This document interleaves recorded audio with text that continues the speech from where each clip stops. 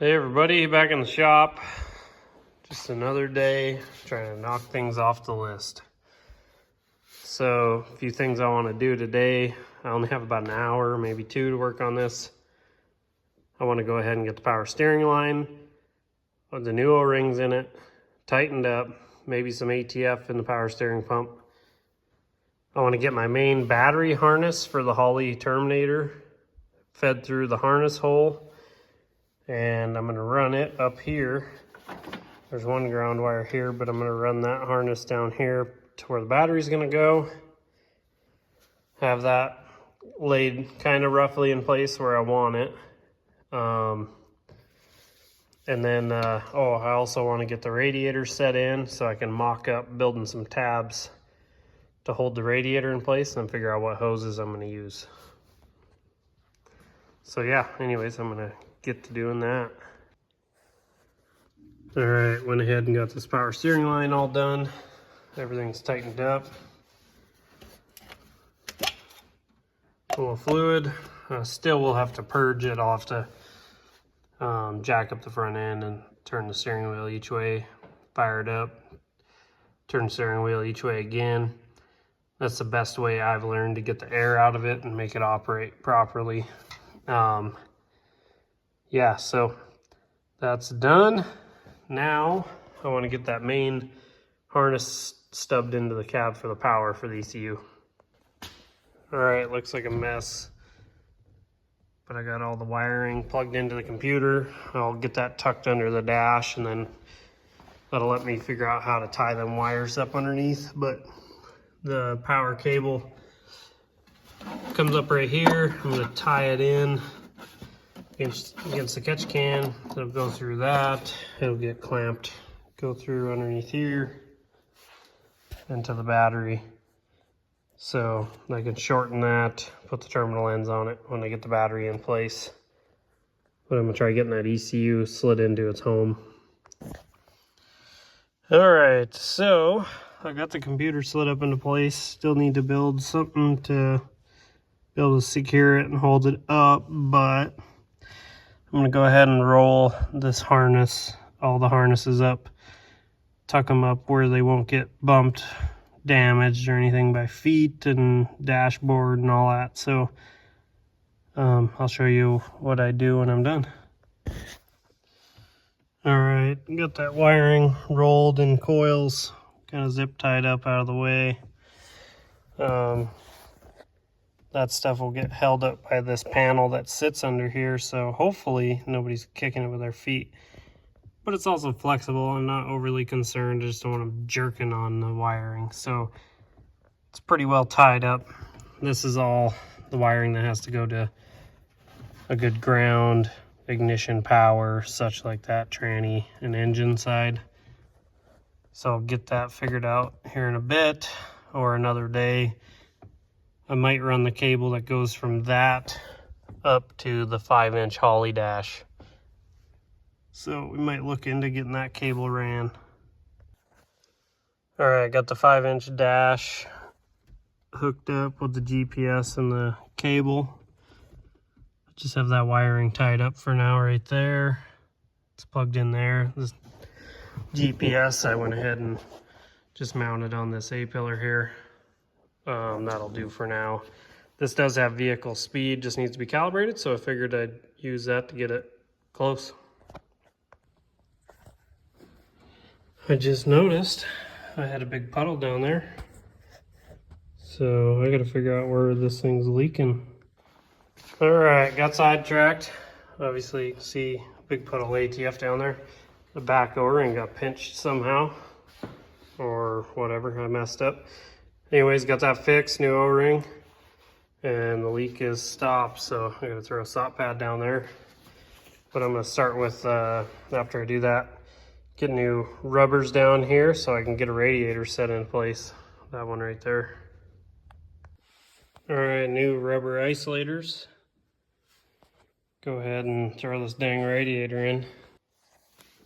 All right, this thing just needs a mount up here on the top, built to just retain it in like this.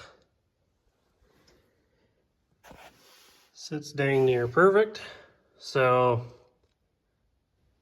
I'm gonna go ahead and figure out what I need to do up here to mount this thing. Well, I think what I'm gonna do is just find 2 aluminum tabs or 2 aluminum plates that I can TIG weld on here and bolt there and here. But I think I'm gonna put a nut cert in there. So I'm gonna go see if I have a nut cert that'll slip in that. Well, that couldn't have worked out better. It's 1/4 inch nut cert. That actually fit perfect. So I'm gonna go ahead and try to find some aluminum that I can TIG onto the top of that radiator bracket to put a bolt hole through to bolt this thing down.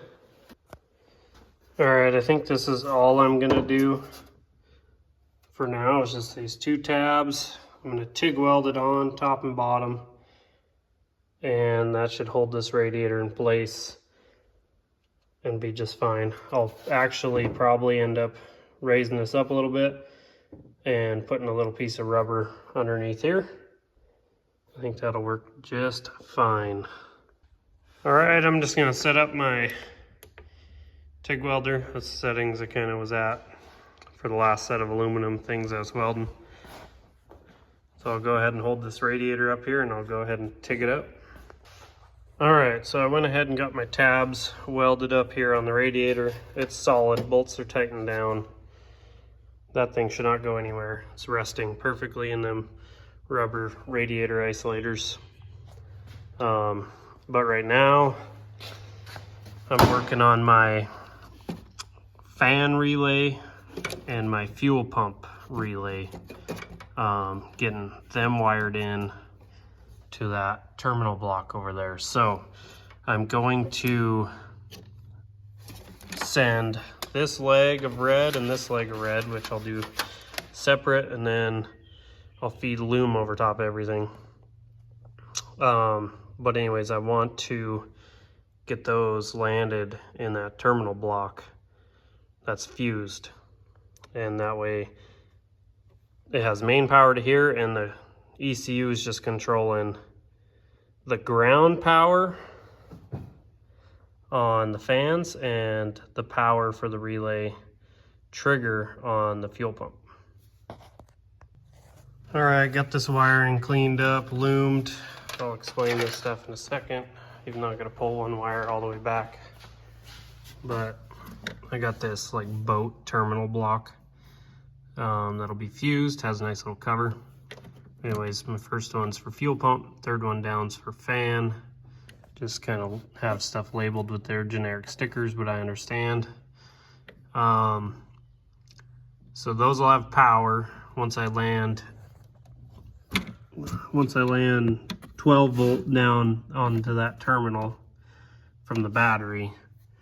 Those will have power with the battery all the time. I do have to pull one 12 volt power out of this loom, or 12 volt supplied power for the ECU out of this loom.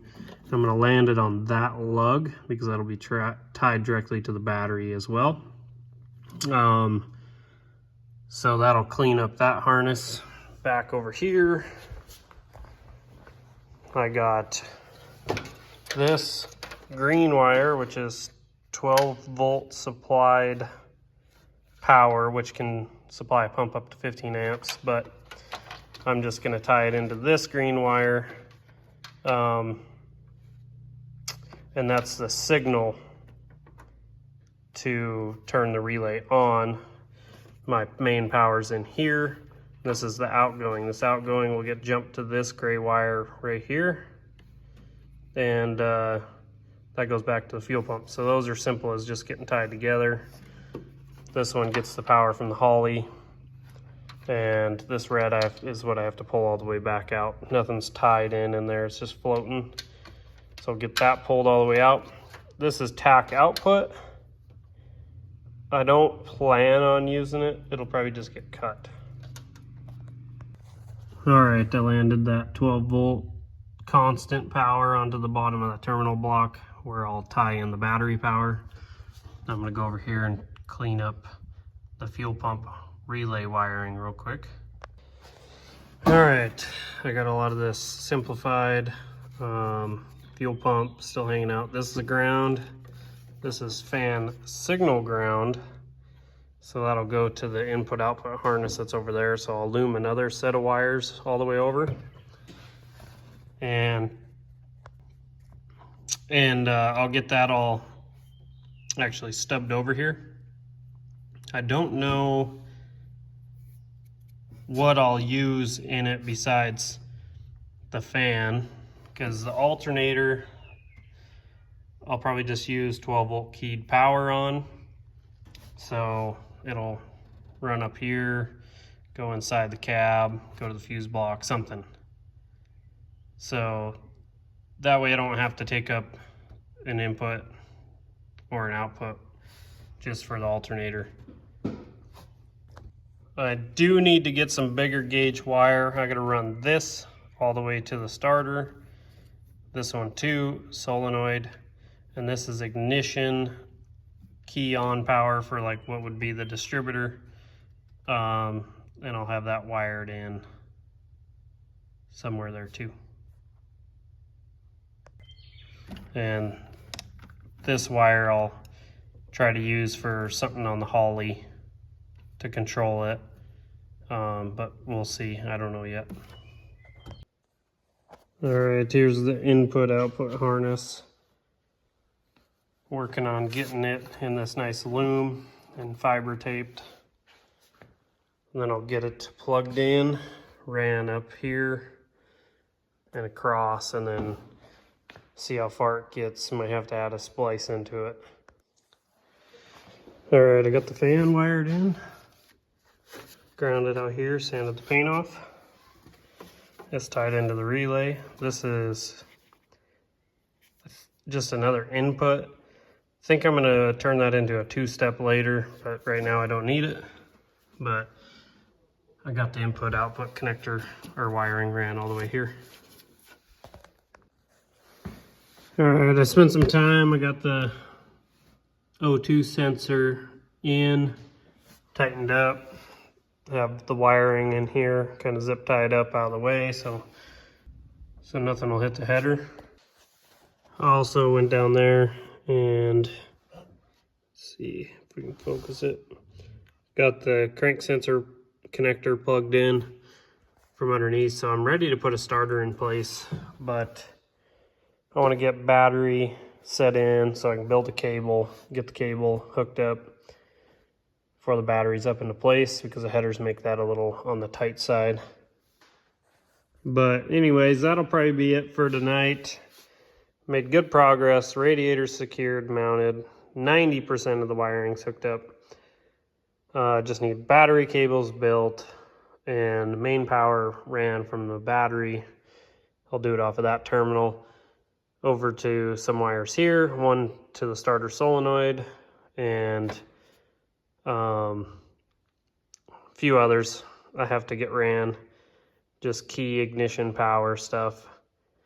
Got to wire the alternator in so it has the signal wire to tell it to charge. Got to wire the Holly terminator in here, which these wires will get shortened. And then it's just the key, ignition on, power cable underneath the dash, the grounds, and then a gray wire I believe is for the brake for torque converter unlock. So that'll be quick and easy. So anyways, that'll be it for this video. I'm gonna plan on tomorrow pulling the water pump off, putting an LS1 water pump on, hoses, get the cooling system finished, and so on and so forth from there. Lots of other things. But thanks for following along. Like and subscribe if you guys want to see more of this build along the way and to see how it does at Big Sky Race Week. Thanks.